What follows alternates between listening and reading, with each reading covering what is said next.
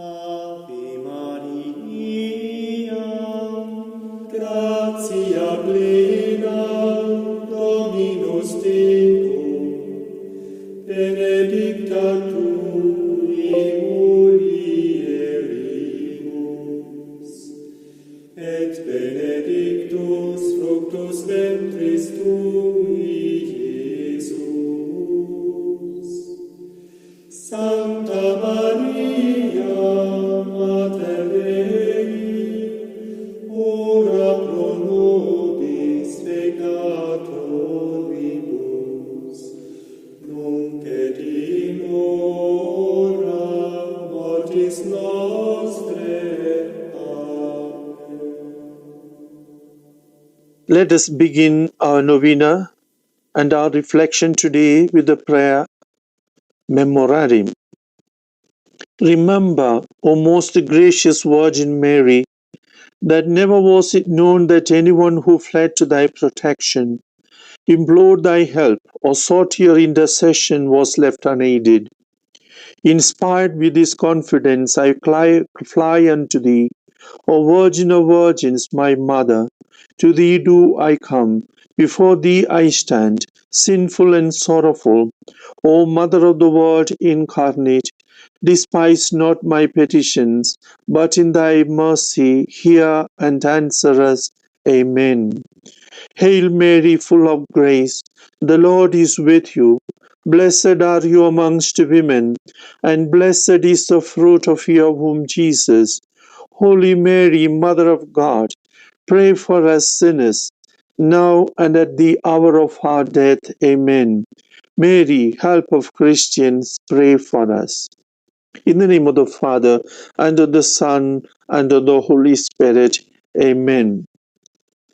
Dear brothers and sisters, the Blessed Virgin Mary is venerated and invoked under many titles, and over the centuries, when invoked by the faithful, she has come to the aid of individuals, of families, of towns, of kingdoms, and of whole nations.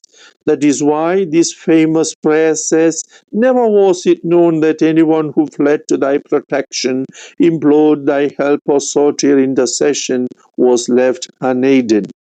Since the apostolic age, Christians have turned with great confidence to the Blessed Virgin Mary for spiritual and temporal help. One of the titles under which Mary has performed her greatest wonders is that of Help of Christians. 3 times in the course of 250 years, from 1500s, our Blessed Mother virtually saved Christendom from eclipse, from destruction even, and from certainly a spiritual dark age. The first of these was the famous Battle of Lepanto in 1571. If you know a little bit of the history of early Christianity, there was a time the whole of North Africa, the whole of what is Europe today, and Middle East, all those Middle Eastern countries were primarily Christian. And the center of Christianity was Constantinople, the present-day Istanbul in Turkey. But after the birth of Islam, Islam grew into not only a religious movement, but also a political movement, and there were now Islamic rulers trying to defeat and conquer and take over the Christian territories. And they did systematically from 800 onwards, 758, those years. And in the year 1453, about 800 years or 700 years later, Constantinople, which was the capital of the Byzantine Christian Empire, fell to the Muslim army, and the whole of the East came under the Arab rule or the Islamic rule. Now, from there, the army wanted to expand and enter into Europe. And there, therefore, in the year 1571, a huge Turkish Islamic armada set sail to capture Rome. And the way to capture Rome was through the Adriatic Sea and enter and capture Rome and establish or make Rome another important city for Muslims, as Constantinople became an important city for Muslims after his fall. They changed the name Istanbul, and the church was changed into a mosque, etc. Now, that was their intention, and they were huge. There was such a huge army. Instead, the Christian fleet, who tried to prevent them from entering and who assembled at Lepanto, was insignificant, a small group fleet of Christian army, at times in disarray, not even unified. From the human point of view, the outcome of this war would be inevitable. The conquest of Europe, Christian Europe, entry of Islamic army into Rome, destruction, enslavement, desecration of the churches, as it happened in other territories where the Islamic army had conquered and settled, like in the Middle East, like in Turkey, etc. The Pope of the day, Pope Pius V, called upon every Catholic not knowing what to do to invoke the aid of the Mother of God under her title Help of Christians, and really to storm heaven unceasingly with the recitation of the rosaries. The faithful did exactly that. They prayed, and the battle got underway. It would be many days afterwards before word reached Rome of the outcome of the struggle. But we know what happened.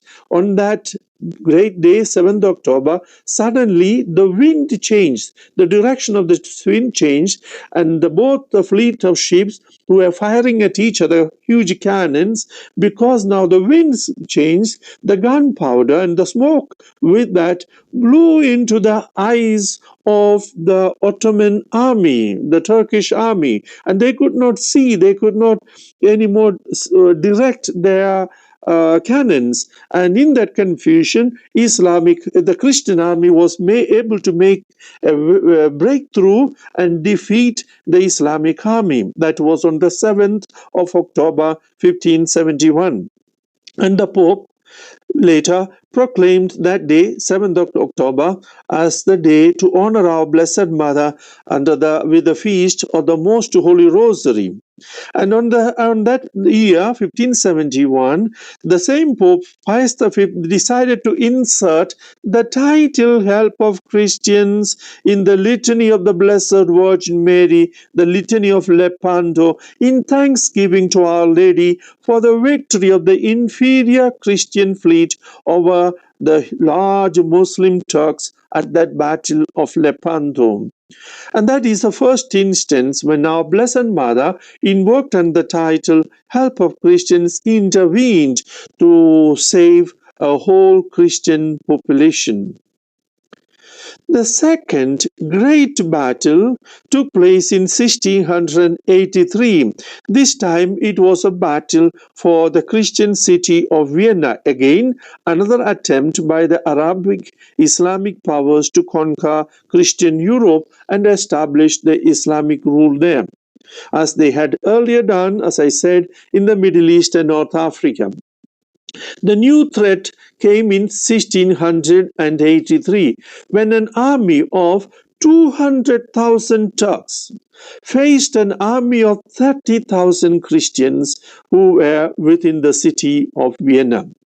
Imagine that, 30,000 inside and 200,000 outside, and they are going to break the walls and enter and kill everyone in the city.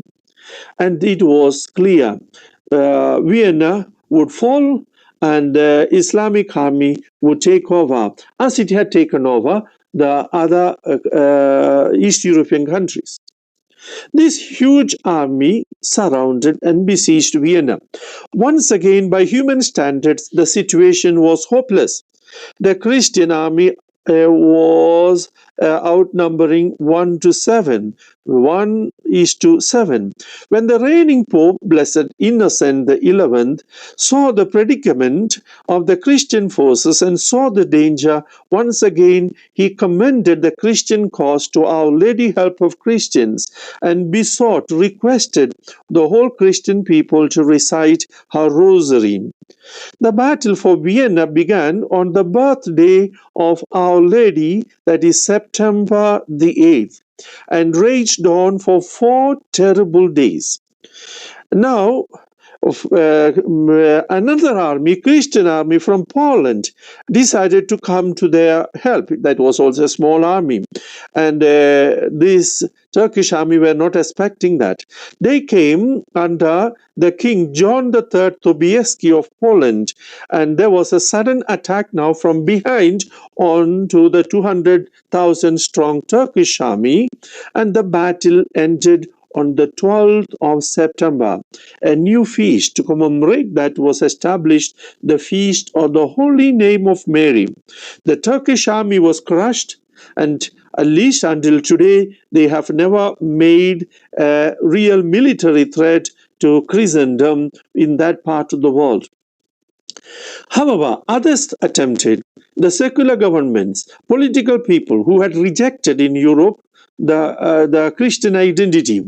The threat came especially to the Catholic Church from an atheistic person, a military leader, Napoleon Bonaparte, who rose to prominence during the French Revolution and led several successful campaigns during the French Revolutionary Wars.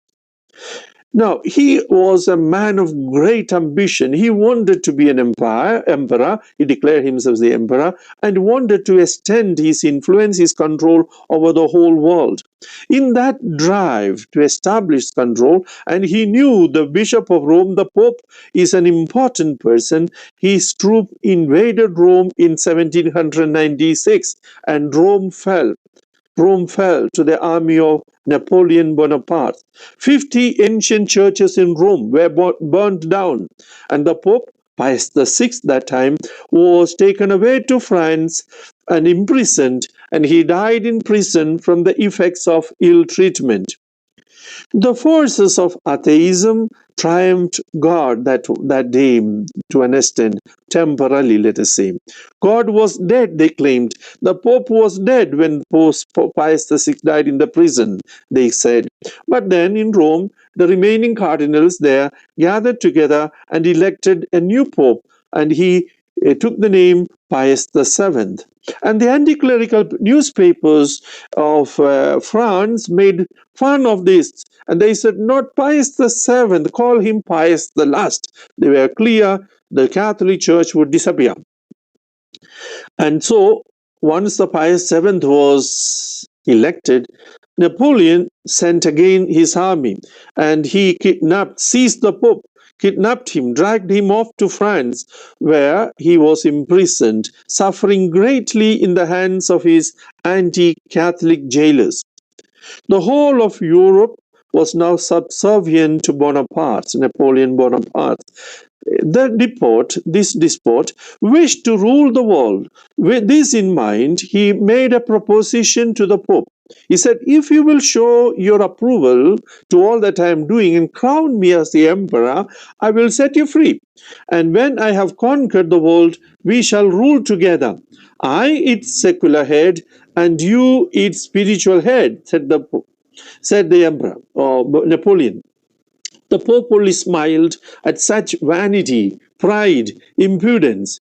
Instead of ceding to the tyrant's request, he made a vow to our Blessed Mother that if she were to restore freedom to the Church, he would honor her with a new feast. And he succeeded in smuggling out that message from prison, asking all the bishops to call on the faithful to pray to Our Lady Help of Christians for his deliverance and the deliverance of the Church from his enemies. Napoleon, intending to extend his rule further, now whole of Europe was subservient to him, he now made a move towards Russia with an army of 1 million men. Imagine, 1 million men. He went out to conquer the Russia. And he started his military adventure in the summer of 1812. He invaded Russia. But Russia played a tactical game. Rather than engaging the French in a full-scale battle, the Russians adopted a strategy of retreating slowly inside whenever Napoleon's forces attempted to attack. This forced this army of Napoleon to stay on in Russia, facing the bitter cold winter of Russia, of which they had very little idea, and they were not prepared. And so that winter of 1812 killed majority of the army of Napoleon. By early next year, almost all of his troops were dead, a mere 30,000 remained, and Bonaparte was no longer emperor. He had to sign his defeat abdication. On the very day Napoleon signed his abdication, Pope Pius VII made his triumphal entry into Rome after 5 agonizing years of imprisonment. And on that day when he entered Rome, it was May 24th, 1814, the Pope, true to his word, proclaimed the Feast of Mary, Help of Christians. That is the official beginning of the Feast of Mary, Help of Christians, celebrated on the 24th of May.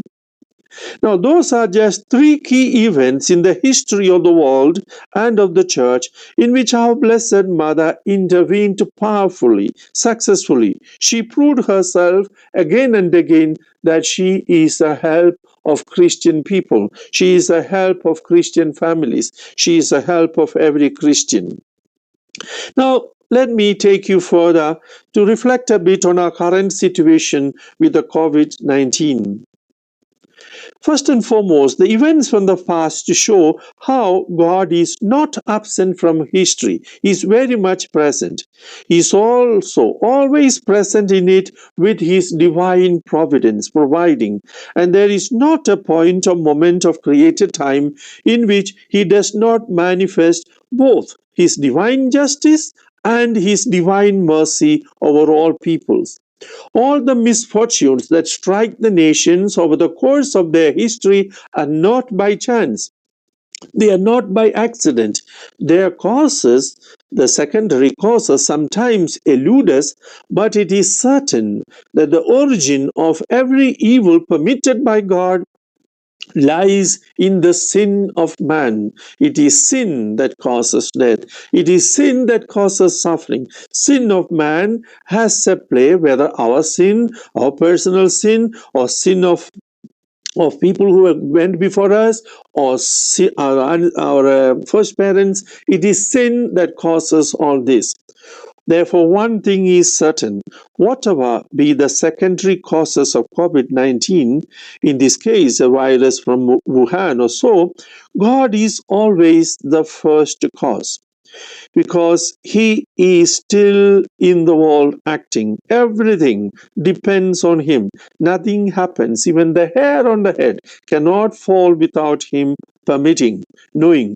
Is so, this pandemic is a chastisement on the world, resulting both from the infinite justice of God as well as his mercy. Justice because of sins, and mercy because he is inviting us to respond rightly with repentance and come back to him. According to the teaching of the sacred scripture and of many theologians and the saints, the 3 ways God judges and punishes the behavior of various peoples and nations in history are war, plague, and famine. I repeat, war, plague, and famine. Saint Bernardine of Siena explains that with these 3 scourges, God punishes 3 principal vices of men. Which are they? Pride, which is a rebellion against God; luxury, when the body he wants to be primary, give all importance to itself rather than the soul. Avarice is man wanting to acquire things and makes himself great. So, pride, when the soul rebels against God, like Michael and his angels rebelling against God, the soul can rebel against God, wanting to decide on its own.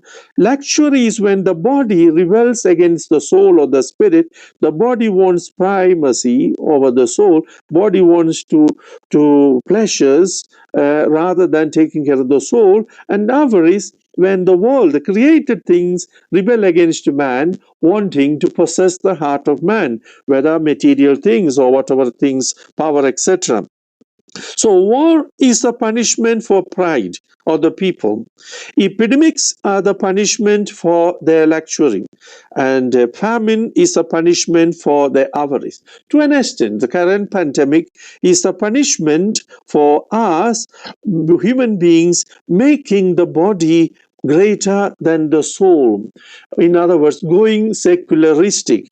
All that matters is the life on this world, the body and the pleasure of the body, well-being of the body, and hardly anything about the soul.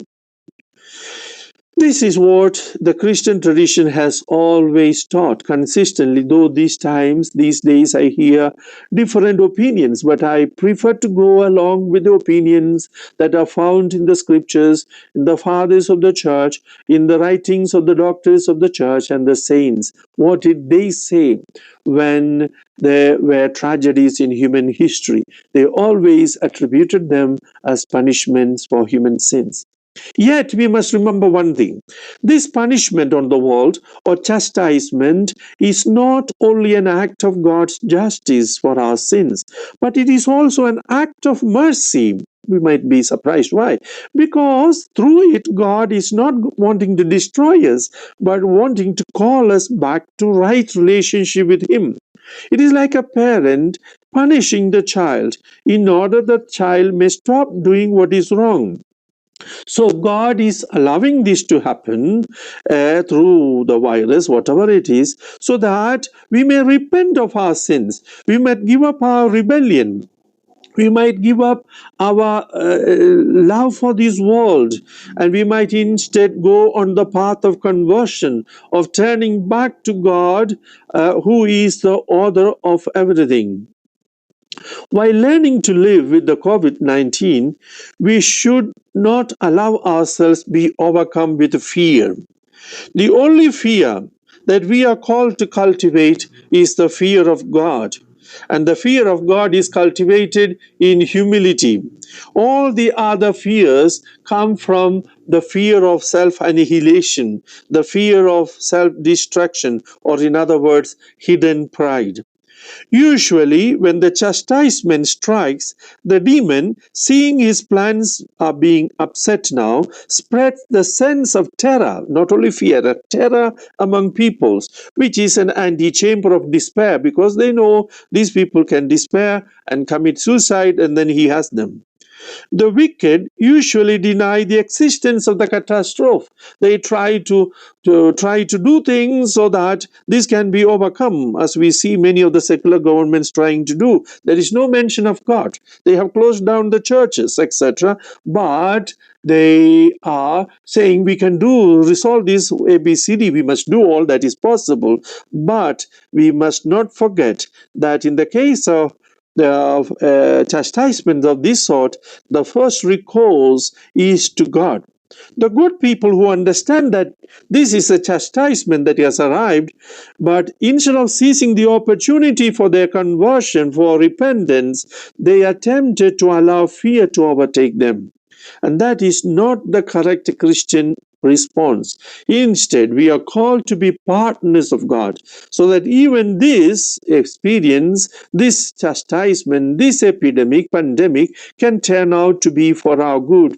As St. Paul says, everything turns out for the good of those who love the Lord. Or as the cross of Christ, which was sinful because it was imposed on him by us human beings, but God turns it around to be the treat of our salvation. Hence, brothers and sisters, instead of fearing COVID-19 unreasonably, we must and we can call on our Blessed Mother for help, each one according to his ability and positions of authority.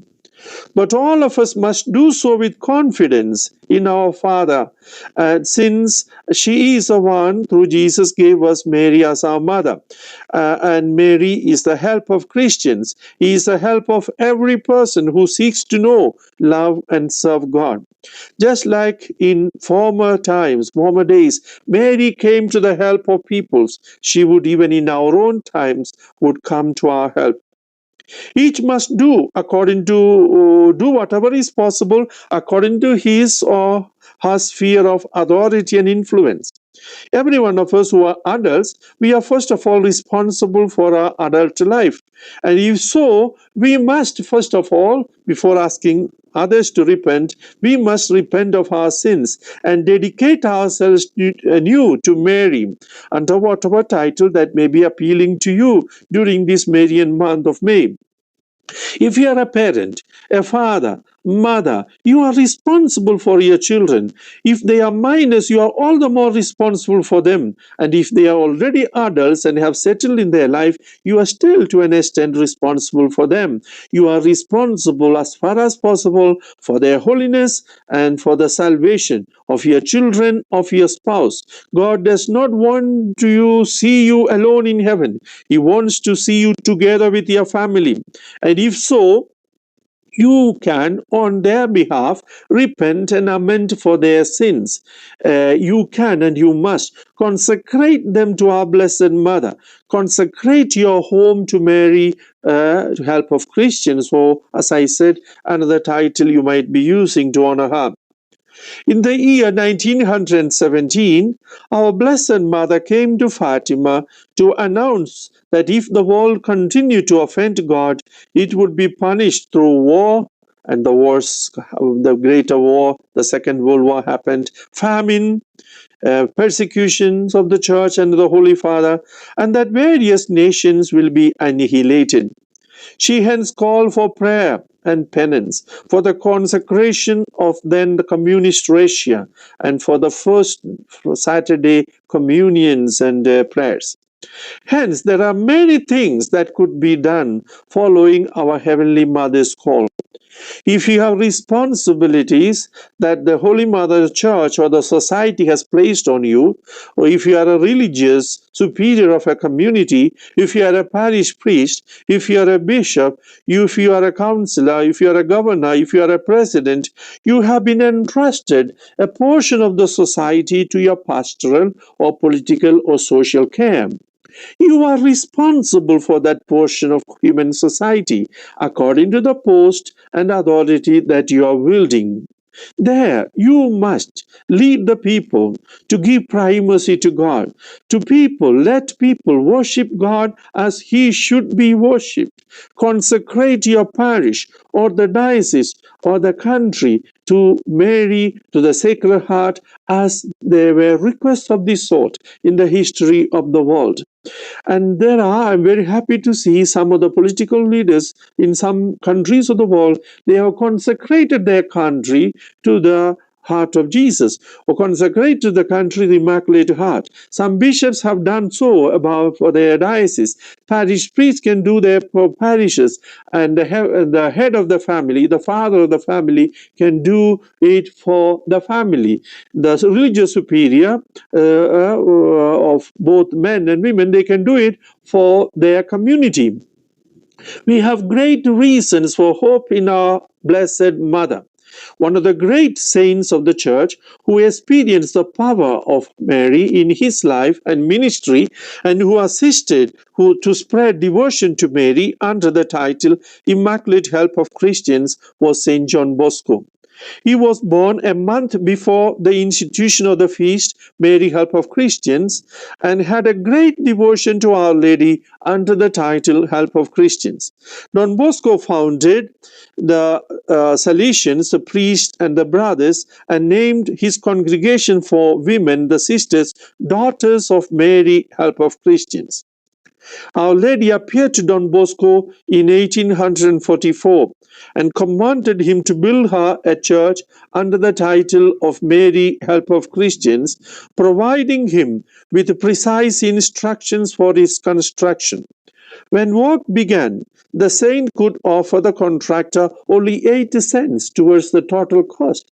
Yet donations began to pour in from all parts of the world, so that when the magnificent basilica was completed, not a cent was owing to the contractor. So Don Bosco experienced in his own life that our Mother, the Heavenly Queen, is a powerful help. Powerful help is a help of Christians. And he invited all of us to call on Mary in our difficulties. With this little ejaculatory prayer, Mary, help of Christians, pray for us. And he assured us that Mary will always come to our aid. And more, he said more, spread devotion to Mary, help of Christians, and you will see that what miracles are. So we strive to be her children, the children of our Blessed Mother. We fly to thy patronage, O Holy Mother of God. Despise not our petitions in our necessities, but hear and answer us. Amen. Mary, help of Christians, pray for us. In the name of the Father, and of the Son, and of the Holy Spirit. Amen. Now we recite the novena of Mary, Help of Christians, the last day of our novena, to Jesus in the Blessed Sacrament. O most sweet Jesus, you place your delights in being with the children of men and being the food of their souls. Grant, we beseech you, that through the merits of Saint Francis de Sales and Saint John Bosco, who did so much to spread true devotion of the love of God in the Eucharist and genuine love of neighbor through a virtuous life, we, your children, through the intercession of Holy Virgin Mary, Help of Christians, humbly pray for this special grace. Our Father, who art in heaven, hallowed be thy name. Thy kingdom come, thy will be done on earth as it is in heaven. Give us this day our daily bread, and forgive us our trespasses, as we forgive those who trespass against us. And lead us not into temptation, but deliver us from evil. Amen. Hail Mary, full of grace, the Lord is with you. Blessed are you amongst women, and blessed is the fruit of your womb, Jesus. Holy Mary, Mother of God, pray for us sinners, now and at the hour of our death. Amen. Glory be to the Father, and to the Son, and to the Holy Spirit, as it was in the beginning, is now, and ever shall be, world without end. Amen. Blessed and praised every moment be the most holy and divine sacrament. Our Father, who art in heaven, hallowed be thy name. Thy kingdom come, thy will be done on earth as it is in heaven. Give us this day our daily bread, and forgive us our trespasses, as we forgive those who trespass against us. And lead us not into temptation, but deliver us from evil. Amen. Hail Mary, full of grace, the Lord is with you. Blessed are you amongst women, and blessed is the fruit of your womb, Jesus. Holy Mary, Mother of God, pray for us sinners, now and in the hour of our death. Amen. Glory be to the Father, and to the Son, and to the Holy Spirit, as it was in the beginning, is now, and ever shall be, world without end. Amen. Blessed and praised every moment be the most holy and divine sacrament. Our Father, who art in heaven, hallowed be thy name. Thy kingdom come, thy will be done on earth as it is in heaven. Give us this day our daily bread, and forgive us our trespasses, as we forgive those who trespass against us. And lead us not into temptation, but deliver us from evil. Amen. Hail Mary, full of grace, the Lord is with you. Blessed are you amongst women, and blessed is the fruit of your womb, Jesus. Holy Mary, Mother of God, pray for us sinners, now and at the hour of our death. Amen. Glory be to the Father, and to the Son, and to the Holy Spirit, as it was in the beginning, is now, and ever shall be, world without end. Amen. Blessed and praised every moment be the most holy and divine sacrament. to Mary, help of Christians. O most holy Virgin Mary, help of Christians, you worked and continue to work so many wonders through Saint Francis de Sales, Archangels Michael and Gabriel, and our guardian angels. Grant that through your goodness and through their merits, we poor sinners may receive the special grace for which we pray with all the fervor of our souls. Hail, Holy Queen, Mother of Mercy, hail our life, our sweetness, and our hope. To thee do we cry, poor banished children of Eve. To thee do we send up our sighs, mourning and weeping in this valley of tears. Turn then, most gracious Advocate, thine eyes of mercy towards us, and after this our exile, show unto us the blessed fruit of your womb, Jesus. O clement, O loving, O sweet Virgin Mary, Mary, help of Christians, pray for us. Hail, Holy Queen, Mother of Mercy, hail our life, our sweetness, and our hope. To thee do we cry, poor banished children of Eve. To thee do we send up our sighs, mourning and weeping in this valley of tears. Turn then, most gracious Advocate, thine eyes of mercy towards us, and after this our exile, show unto us the blessed fruit of your womb, Jesus. O clement, O loving, O sweet Virgin Mary, pray, Mary, help of Christians, pray for us. Hail, Holy Queen, Mother of Mercy, hail our life, our sweetness, and our hope. To thee do we cry, poor banished children of Eve. To thee do we send up our sighs, mourning and weeping in this valley of tears. Turn then, most gracious Advocate, thine eyes of mercy towards us, and after this our exile, show unto us the blessed fruit of your womb, Jesus. O clement, O loving, O sweet Virgin Mary, Mary, help of Christians, pray for us. To Saint Francis de Sales and Saint John Bosco, O Saint Francis de Sales and Saint John Bosco, offer our prayers to Jesus and Mary. Grant the graces we ask for through your intercessions, and obtain for us an ever-increasing love for Jesus in the most holy sacrament, and the Holy Virgin Mary, help of Christians. Amen. Saint Francis de Sales, pray for us. Saint Jane de Chantal, pray for us. Saint Rita, pray for us. Saint John Paul II, pray for us. Saints Michael and Gabriel, pray for us. Our guardian angels, pray for us. All our heavenly protectors, pray for us. Now we prepare to receive the blessings of Mary, help of Christians. I bless everyone who will be listening to this presentation on our Blessed Mother, help of Christians. Our help is in the name of the Lord, who made heaven and earth. Hail Mary, full of grace, the Lord is with you. Blessed are you amongst women, and blessed is the fruit of your womb, Jesus. Holy Mary, Mother of God, pray for us sinners, now and at the hour of our death. Amen. We fly to thy patronage, O Holy Mother of God. Despise not our petitions in our necessities, but deliver us always from all dangers, O glorious and blessed Virgin. Mary, help of Christians, pray for us. O Lord, hear my prayer, and let my cry come unto you. The Lord be with you, and with your spirit. Let us pray.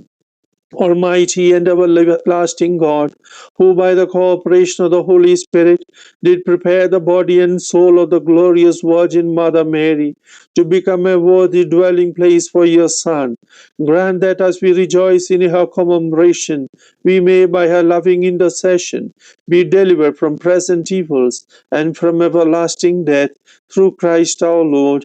Amen. And may the blessings of Almighty God, the Father, the Son, and the Holy Spirit come down on you and remain with you forever. Amen. Let us bless the Lord. Thanks be to God.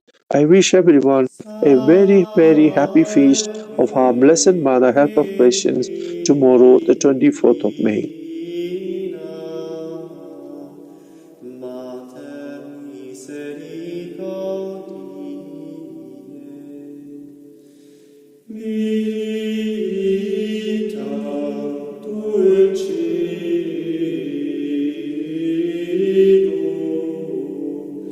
et spes nostra salve. A te clamam,